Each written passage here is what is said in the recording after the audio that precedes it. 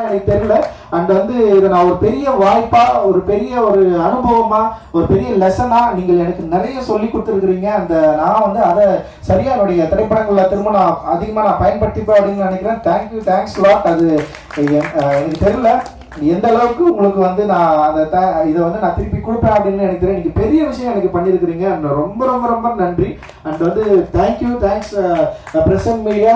And நீங்கள் கொடுத்த எல்லா வார்த்தைகளும் present media and reporters and வலைதளங்கள்ல அண்ட் பார்த்தவங்க பேசினவங்க எக்கச்சக்கமான வார்த்தைகள் நீங்க எல்லா வார்த்தைகளையும் கொடுத்துருக்கிறீங்களா. அன்பு இருக்குது, வெறுப்பு இருக்குது, வன்மம் எல்லாமே இருக்குது. அது எல்லாவற்றையும் நான் ஒரு நல்ல ஆற்றலாக மாற்றி என்னுடைய அடுத்த திரைப்படத்தில் உங்களை இன்னும் பிரமிக்கக்கூடிய, இன்னும் கனெக்ட் ஆகக்கூடிய, இன்னும் சந்தோஷமா கொண்டாடக்கூடிய ஒரு சினிமாவை நான் எடுப்பேன் அப்படின்றதுல நான் பெரிய உறுதியா இருக்கிறேன். மகிழ்ச்சி. ஜெய்வின்.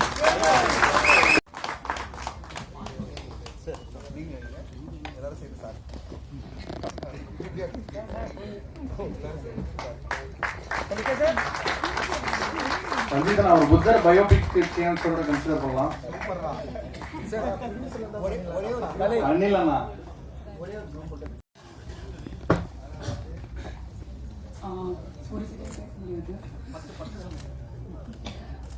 வந்திருக்க எல்லாருக்கும் வணக்கம். I really want to take this moment to thank everyone because I have been receiving a lot of compliments. நிறைய பாராட்டுறாங்க, நிறைய அன்பு கொடுக்குறாங்க. என்னை யாருன்னு கூட தெரியாது. I really feel grateful right now in this moment. I would start with our beloved director Ranjit sir. Ranjit sir, you have given me something amazing and I am forever grateful for that. And also I feel very very honored and proud to have shared screen space with Vikram sir. அவர் work பண்ணுறதை பார்க்குறதுன்றதே ஒரு தனி குடுப்பனையாக தான் நான் பார்க்குறேன். He's such a dedicated actor and it's doing really well and we are very happy. And Telugu it has received very well, just like Tamil, and we have increased the screens also. Day 2 we are very happy, it has done great. I don't know. Thank you so much. I mean, rest I think Shakti sir will speak. He will be able to tell. Sorry. Thank you so much.